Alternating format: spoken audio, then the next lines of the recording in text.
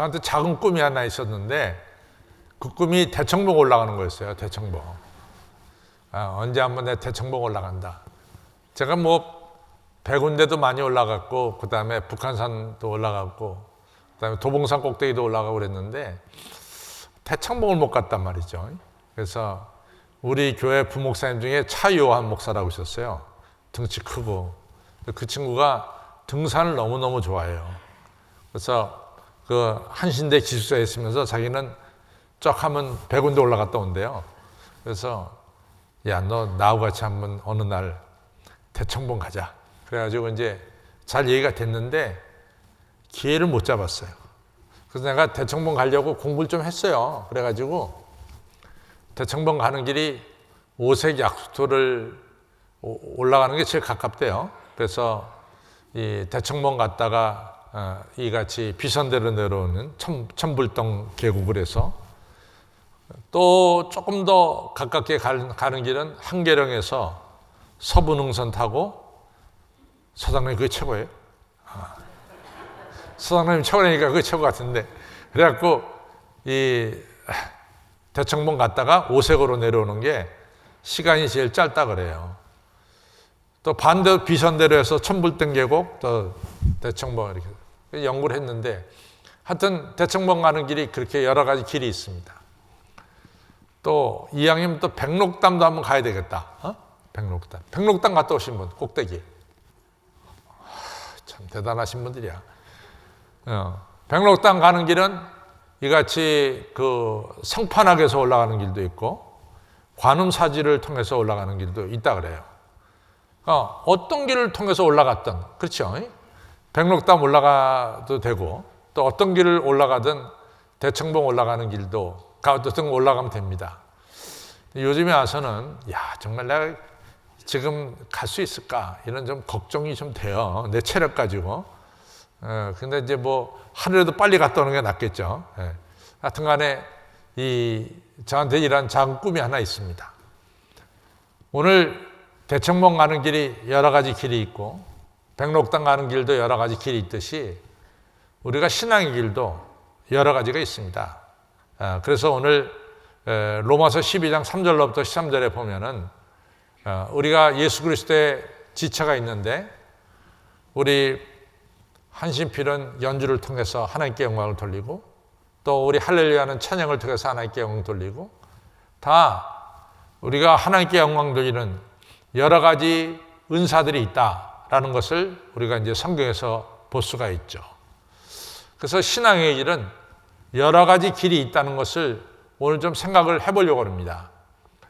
제가 신앙생활하면서 여러분과 저가 그리스도를 닮아간다, 우리가 성숙해진다.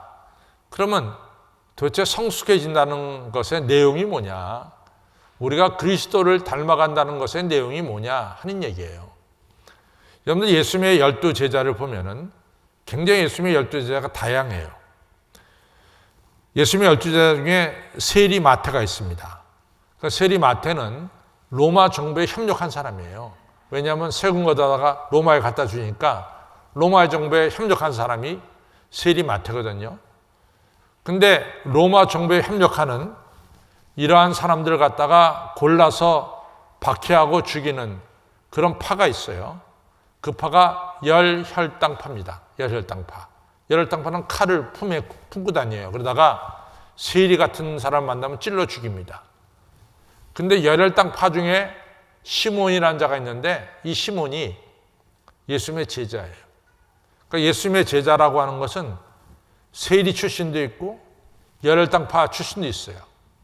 예수님은 어떤 사람이건 다 끌어안아가지고 이같이 하나님께 영광 돌리고 예수님의 복음을 증거하는 사도로 세웠어요. 우리 신앙생활도 그렇습니다. 오늘 한 몸에 여러 지체가 있듯이 우리 신앙생활도 여러 방면에서 신앙생활하는 분들이 있어요. 근데 그분들을 다 우리가 그리스도 안에서 한 형제자매라고 하는 이러한 귀한 신앙을 갖는 것이 우리의 신앙의 성숙입니다. 그 다음에 나하고는 좀 다른 신앙의 길을 걷는 사람을 우리가 인정하고 또 그분들의 신앙생활을 소중히 여기고 이런 것들이 우리의 신앙의 성숙이다 이렇게 말할 수 있어요. 여러분들 제가 드리는 기도의 제목 중에 하나가 뭔지 아세요? 나이가 들면서 좀 더 마음이 넓어지기를 바랍니다. 이것이 제 기도예요. 사람이 살다 보면은 이게 나이가 들면서 마음이 점점 좁아지는 사람이 있어요. 왜 이렇게 섭섭한 일이 많고, 왜 이렇게 시기일투가 많고, 왜 이렇게 미워하는 사람이 많이 생기는지 그건 별로 좋은 게 아니에요. 그것은 우리가 나이 들면서 그러한 일이 생긴다는 것은 정상적인 게 아닙니다. 여러분들 잘 보면서 나이 들면서 내가 미워하는 사람이 좀 더 많아진다. 안 좋은 현상입니다. 여러분과 제가 나이 들면서 왜 시기 질투가 막 생긴다. 그것도 안 좋은 거예요. 우리가 나이 들면서 남을 더 용서하고 사랑하고 또 용납하고 이렇게 마음이 점점점 넓어지는 사람이 그리스도를 닮아가는 사람이에요.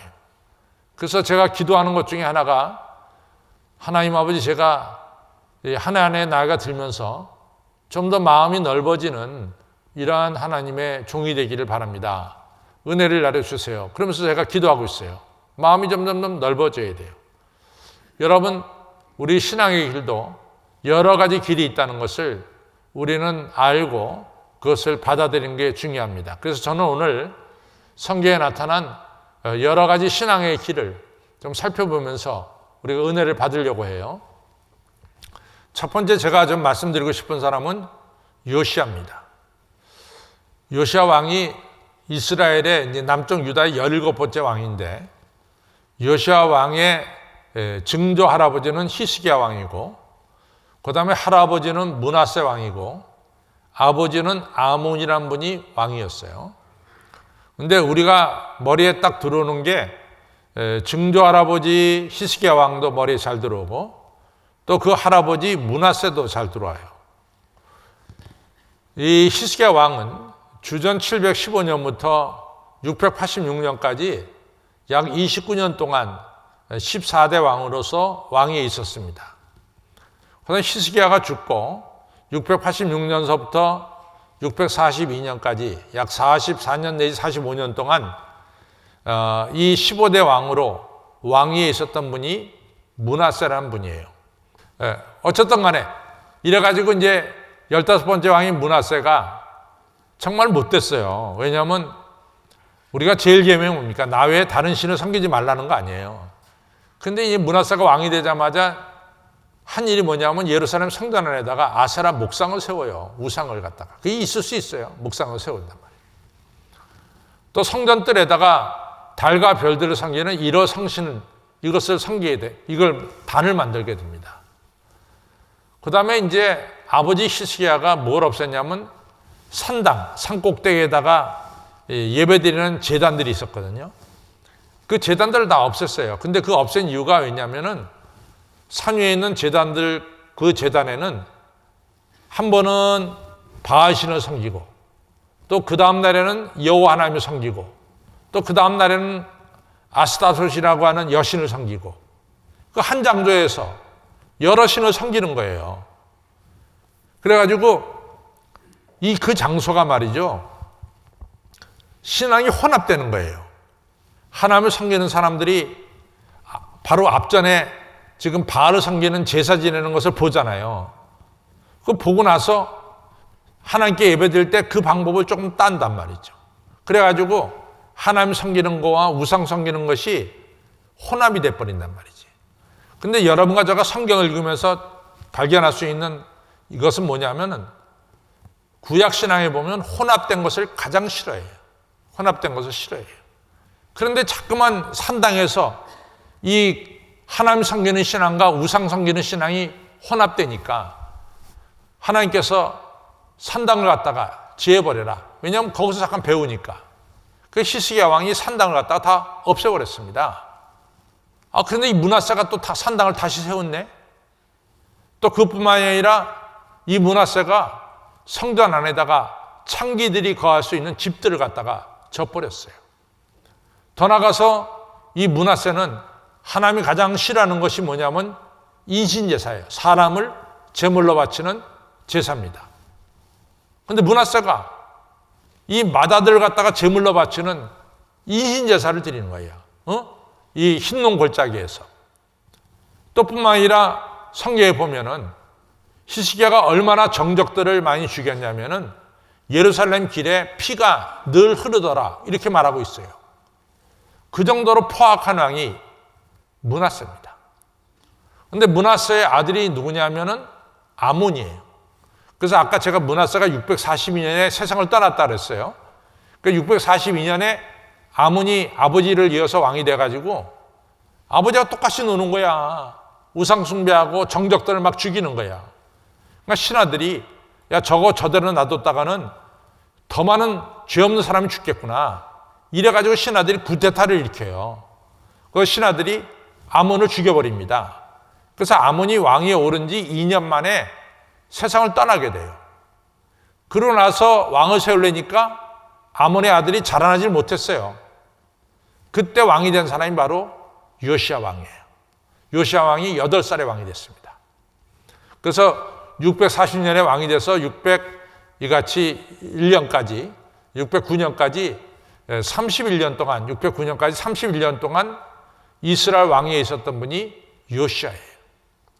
요시야가 보고 배운 것은 우상 숭배를 보고 배웠어요. 요시야가 보고 배운 것은 할아버지나 아버지한테 대드는 사람은 무조건 죽여버렸어요. 이런 것들을 요시야가 어려서부터 배우면서 이같이 자라났습니다. 근데 요시야가 왕이 돼서 요시야는 돌연변이처럼 행동했어요. 아버지하고 할아버지하고는 전혀 다르게 요시야는 우상 숭배를 금했고 여호와 하나님 한 분만을 섬겼습니다.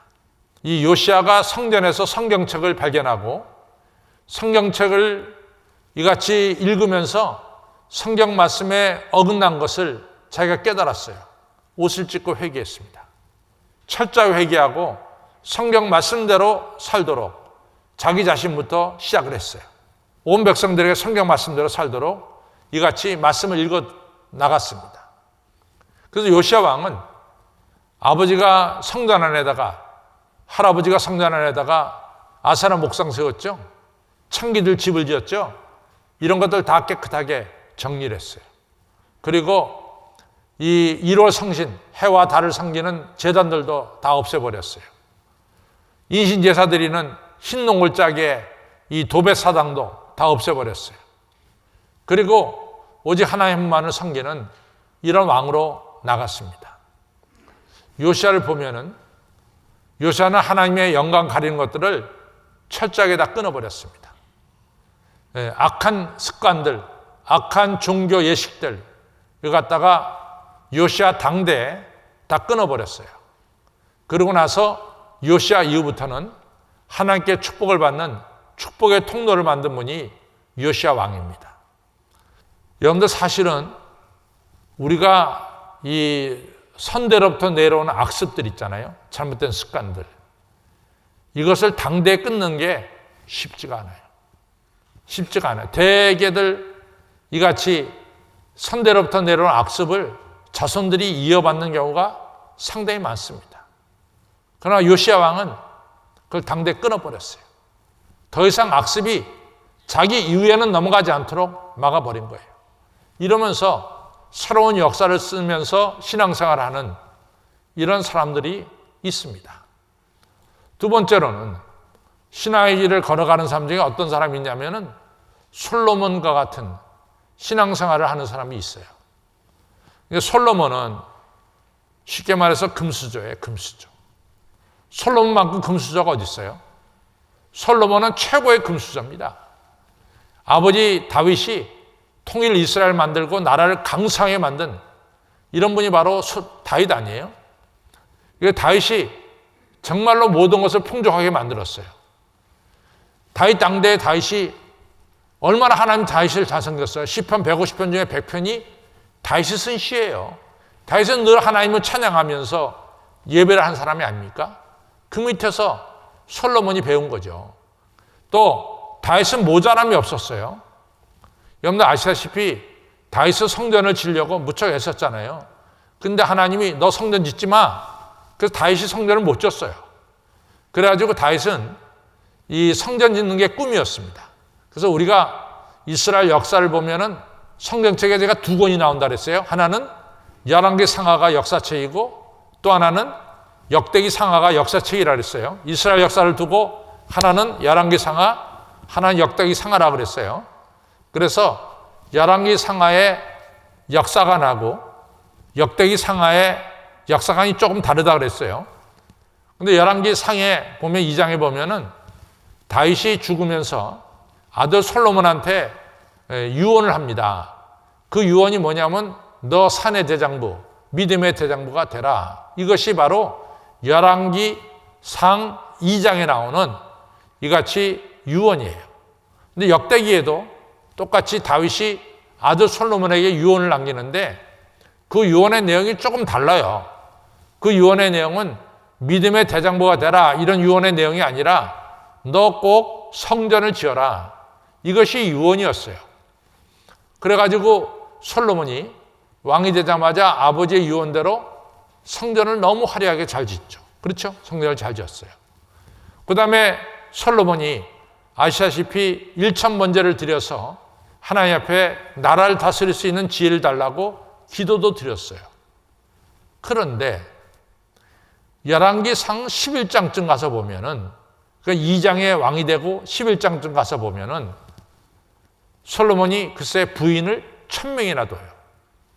그 다음에 이 솔로몬이 이 이방 여자, 이방 부인의 이 손을 잡고 자꾸만 이방 신들을 섬기는 거예요.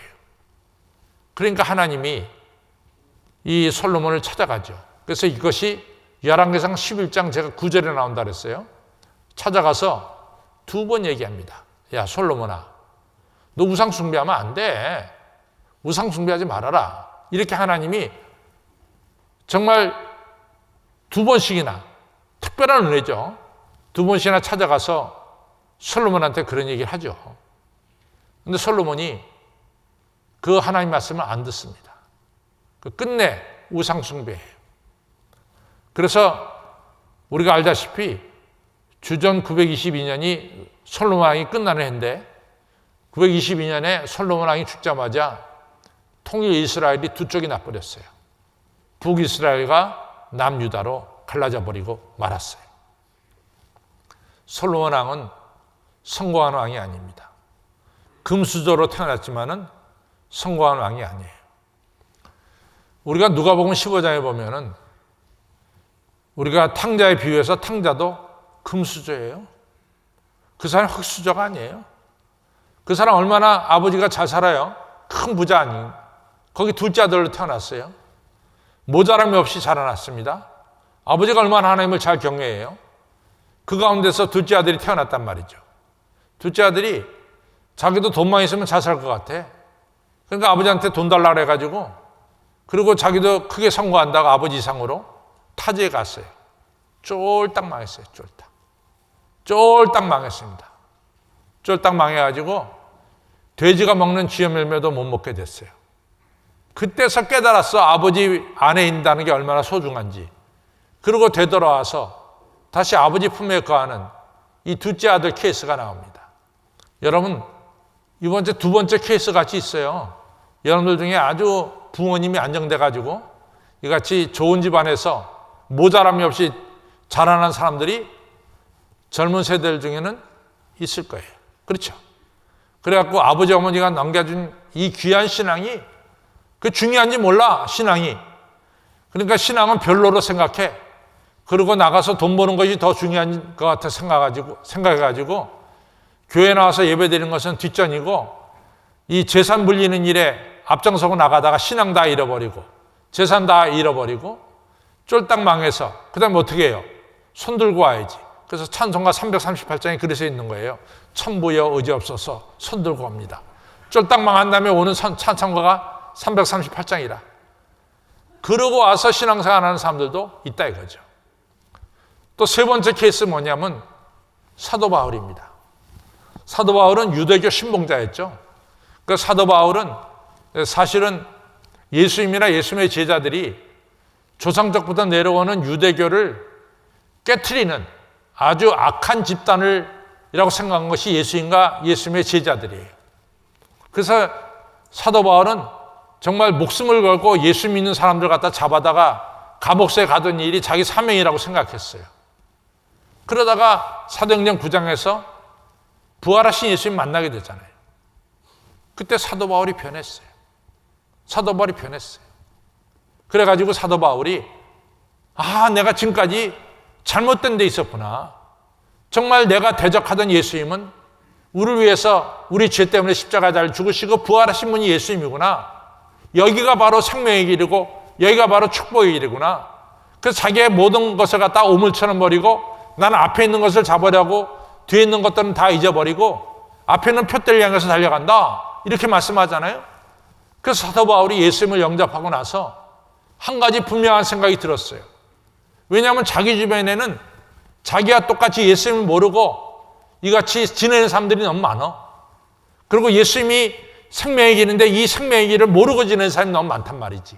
그러니까 사도 바울이 자기 온 힘을 다 합쳐서 예수님 모르는 사람들에게 예수님을 증거하려고 동분서주하면서 인생을 산 사람이 바로 사도 바울입니다. 그래서 처음에는 예수님 몰랐지만 예수님 만나고 나서는 이 예수님 모르는 사람들에게 예수님을 증거하려고 일생을 바친 사람이 바로 사도 바울이죠. 신앙의 길은 다양합니다. 여러 가지로 다양합니다.